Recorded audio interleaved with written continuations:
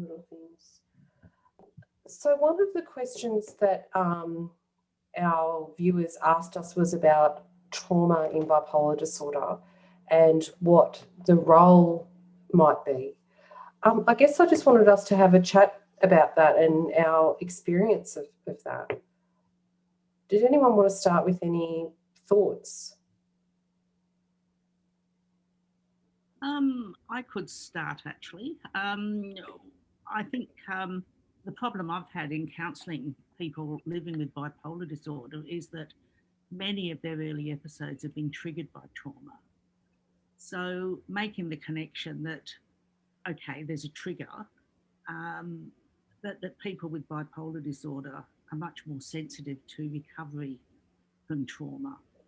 And one of the issues that came out in some research I did was that it's often 2 or 3 traumas close together, and it's people don't recover from one before they get hit with another one. And then you end up with, a pretty nasty episode. And I think, a lot of people, because there's such a lag often between onset of symptoms and diagnosis, a lot of people say, yeah, but my girlfriend left me, anybody would get, depressed about that. Or, well, my mum was in hospital and, I was up there sort of all hours of the day and night. So, of course, I didn't sleep. So, in effect, saying, well, look, if you've got the genetic vulnerability to bipolar disorder, you're not going to be able to manage trauma. So you do need to have a well-being plan, if you like, so that if trauma, look, none of us can prevent trauma, but there are some basic things, check your medication, make sure you're sleeping, make sure you're eating, make sure you take time out if you are getting sort of really overstressed. And I think for this, Your kitten. Be part of the conversation. And one of the association, quite a lot of the people I've come across dissociate between personalities, that they are when they're manic, when they're depressed, and when they're normal. And I think one of the most striking ones was a woman I knew who was Jane when she was okay. She was Amanda when she was unwell. So when she'd introduce herself on the phone, hi, this is Jane speaking, hi, this is Amanda, this is what's going on. So in some ways, the dissociation is a way of making sense of, the changes in personality that you get when you're manic or depressed. So, and the whole integration, I think, of living with bipolar disorder is, well, and, quite a lot of people have said this, who am I? I know I'm this person when I'm depressed. I know I'm that person when I get manic. But who's the real me? Yeah. David, did you want to add to that? I might just emphasise a couple of things rather than add to it. I think the big thing I would say is that bipolar is not caused by trauma. I think that's a really important part. You have to have as Meg mentioned, the genetic vulnerability. So that most of us who suffer trauma will not develop bipolar disorder. The other thing I would say is that there is some research which seems to indicate that a certain number of people who have the genetic vulnerability to bipolar disorder never actually develop the condition. That's why it may skip a generation. And very often it needs a severe trigger to first present. And trauma presents the ideal situation for that to occur. The other thing I would say is it's not just initial trauma, that as one goes through life, traumas that occur at various times are always high risk times for further episodes. So people need to be aware and to, as Meg mentioned, use wellbeing plans, use their helping professionals, use their families at such stage, and be aware that they're at a heightened risk of an episode. Yes, and I agree with that heightened risk as the way of thinking about it, because I wouldn't say you're not going to be able to manage trauma. I would say it's very important for you to be prepared so that you can manage it better than you otherwise might have. And so I don't think I would think of it as trauma means ergo that you're going to have an episode, but it puts you at great risk, and it means you really need to be very well prepared and to be responsive to that, and really look after yourself at a time when trauma is there, when trauma has happened. And it's you're not really thinking at the time things are happening, oh, I'm in a state here that's trauma, but it's just being aware that if you're under great pressure and great stress and something's happened that's really turned your world upside down, that you really need to take super care, because that's a danger time for episodes to erupt. One of the other interesting things is that people who have the vulnerability to bipolar disorder often keep on going when other people have collapsed. So, put two people in a traumatic situation. The person without the vulnerability is going to kind of, collapse, burn out, say, I can't cope with this, I've got to, take time out or whatever. But one of the issues about getting manic is, it's like an exaggeration of the fight or flight. You can keep on going when other people have collapsed. But then, of course, eventually, of course, you burn out. And, by that stage, you really do need hospital care, etc. So I think that's one of the issues that, and it's one of the issues in creativity, the people who stay up, all week to get their thesis finished and stuff like that, or, kind of, well,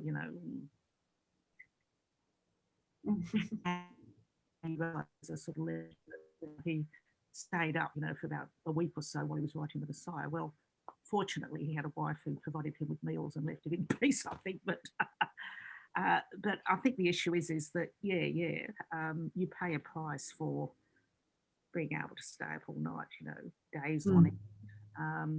And it's, in some ways, it's, the sort of bipolar capability, if you like, is that we can experience extremes of energy, which, if it's managed properly, you can be creative and incredibly productive. But, if you get trauma associated with that, where you can't really make rational decisions about how much energy you've got and what you need to do to look after yourself, then it becomes dangerous. And then maybe you finished? Yeah, just wanted to add about the trauma is that trauma doesn't necessarily be personal trauma. It can also be vicarious trauma. That you read about something that really distressed you. 9/11 triggered a number of traumatic episodes. So it's anything that distresses you above a certain level that can cause these episodes. And that's trauma, but not necessarily directed at you personally. Yeah, Tania, what's your experience of trauma you've come across? I think it's hard to say there's one impact, isn't it? Because I find often people can sometimes be more vulnerable to stressful life events as well. So it's not even just trauma or something. And sometimes that can be a real struggle for people too, because they kind of think, oh, this stressor is something that I should be able to handle. Yeah. Why is it that I'm not able to handle it? Sometimes I think that because if you have a traumatic background, your reactivity to stress will be different to someone who does not have a trauma background. And I think that if you have had a significant, trauma in your history and you have bipolar disorder, then that then sets you up to be more vulnerable potentially to other stresses as you go on in the future. And I think it's about acknowledging that and having your wellbeing plan and your strategies for all things and not minimizing them, because sometimes I think when we minimize them, we go, I should be able to cope with losing my job or I should be able to cope with whatever. And I think setting too high expectations around ourselves about what we think we should cope with sometimes can mean that the horse has bolted and you've tried to just power on through for 6 months and you needed to do something a bit earlier. Yeah, I don't know. Yeah, I always in the early years when I read about people with bipolar having a history of trauma, I thought, well, where did mine come from? Because it seemed to come out of nowhere when I was 31. And so I thought, I don't have a history of trauma. And so I don't fit that picture that they talk about. But then years later, I sort of remembered and investigated having had a very serious illness when I was 8 months old and nearly died from it. It was called pink disease at the time. And it was a mercury poisoning caused by mercury in a baby's teething powder.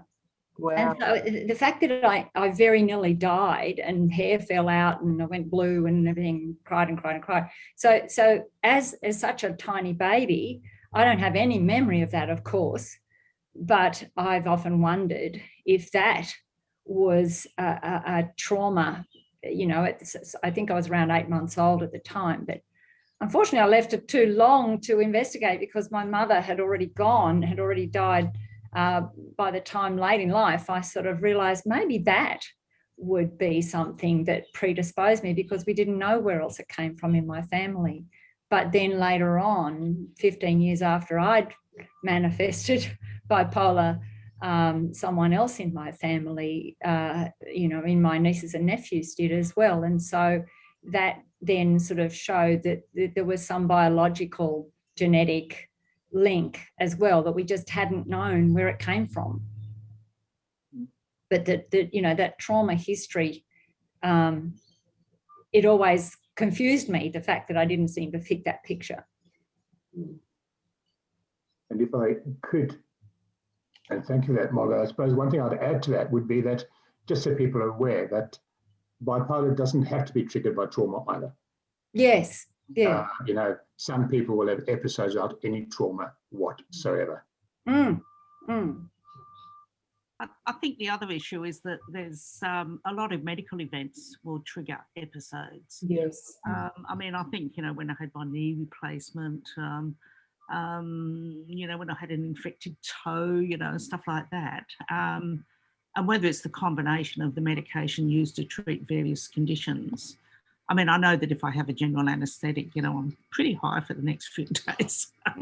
Right. If they give me endone, wow, I really take off.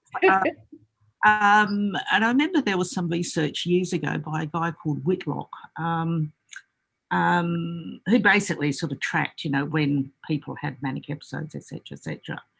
But, things like cancer, having a heart attack and stuff like that, people often have their first episode. And it's particularly striking when people are, later in life, their 50s or their 60s and what have you, and they can have a heart attack and then, they have a manic episode. So I guess there's two things, is it the medical condition, i.e. heart attack that, triggers off the biochemistry going astray, or is it the treatment that people are being given, or a combination of both, if you like?